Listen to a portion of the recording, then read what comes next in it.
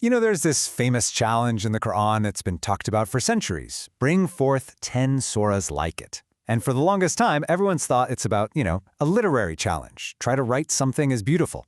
But what if we've been looking at it all wrong? What if it's not a challenge to create something, but a challenge to find something? A clue, pointing to 10 specific chapters already hidden inside the text. Well, today, we're going to dive into a fascinating theory that claims to have found them.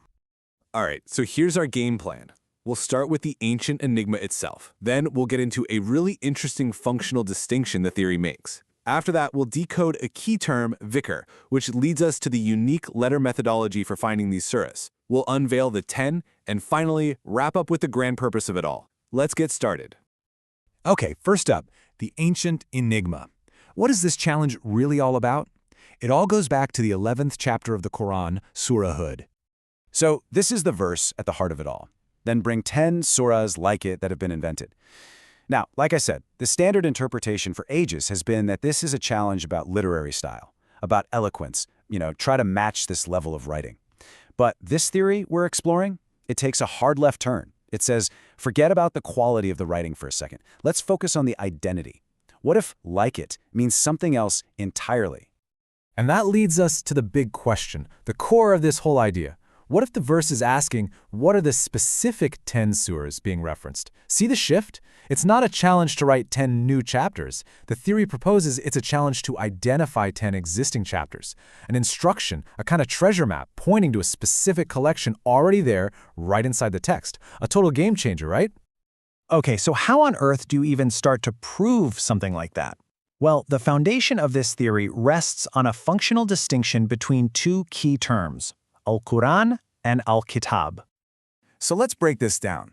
The argument is that these two words aren't just interchangeable. Al-Quran, on the left, is said to be about remembrance and narrative, what the theory calls dhikr. It's described as a guidance for the people, meaning everyone. It's the universal message. Then you have Al-Kitab on the right. This is supposedly the book of rulings, the legal stuff, and it's described as a guidance for the righteous, so a more specific audience. Think of it like this. One is the universal story, the other is the specific rulebook. This distinction is absolutely crucial for the next step. All right, that brings us to decoding the dhikr. So if these 10 surahs are all about narrative and remembrance, what kind of narrative are we talking about? Well, the theory says it's made up of 3 distinct components. First up, you have Al-Qasas, which basically means the stories. These are the big narratives, the stories of prophets and nations that are there to teach us lessons. The story of Joseph is a perfect example of this. Then there's Al-Hadith, or the accounts. Now these are a bit different. They're more like cautionary tales. They're the stories of communities who rejected their messengers and, faced some pretty serious consequences right here on Earth. They're a clear warning. And the third piece of the puzzle is a tazkira, which is the reminder. This is the really direct stuff. Descriptions of the afterlife, heaven, hell, the day of judgment, the ultimate so what of it all. So you've got stories, accounts, and reminders. Together, they make up this dhikr. The million-dollar question now is, how do we actually find the 10 chapters that are all about this stuff? This leads us to the methodology. We know what we're looking for, but with 114 chapters, how do you pinpoint just 10? The theory proposes there's a key, a very specific marker hidden right in plain sight. And that key, according to this theory, is all about the muqatta'at. Those mysterious disjointed letters that you find at the start of certain chapters, like Alif Lam Mim or Yasin.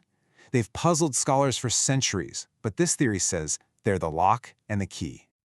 So, how does it work? The method is surprisingly simple, but also super strict. First, you identify all the surahs that start with these disjointed letters. But then, and this is the crucial part, you filter that list down to only the ones where the opening letter or combination of letters is totally 100% unique. It can't be repeated at the start of any other chapter. It has to be a one-of-a-kind signature. So, when you apply this strict filter, what do you get? Let's unveil the 10 surahs that supposedly meet this unique criterion. Okay, check this out. Applying that method gives us 9 surahs, exactly 9. Each one on this list, from Sa'd to Qaf to Maryam, starts with a letter or a combination of letters that you just don't see anywhere else. For instance, you see Alif Lam Mim a bunch of times, right? But Alif Lam Mim Sa'd, that only appears once, right at the start of Surah Al-Araf. That's the kind of uniqueness we're talking about. But wait a second. I can hear you thinking it already. The methodology gives us 9, but the challenge very clearly says 10. So we've got a problem. Where is the 10th surah? The theory points to Surah Ash-Shura as the 10th. Now, I know. At first glance, this looks like it breaks the rule. It starts with Hamim, and there are a bunch of other chapters that start with that. But here's the twist. Look at the very next verse. It's another set of letters, Ain, Sin, Kaf.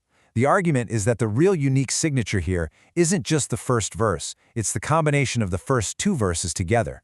That 2-part opening structure, it happens exactly once in the entire text, and that, according to the theory, is our 10th and final piece of the puzzle. Okay, so we have our 10 surahs, identified with this unique letter key. They all seem to be about narrative, remembrance. But what's the point? Why does any of this matter? This is where we get to the grand purpose. So, according to this framework, the whole point of this special 10 surah collection, this Quran of Dhikr, wasn't to introduce something brand new.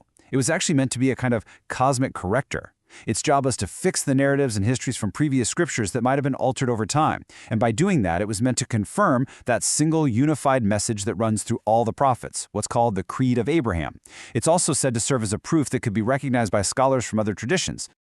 And this perspective really sheds a new light on verses like this one. So ask the people of the Dhikr if you do not know.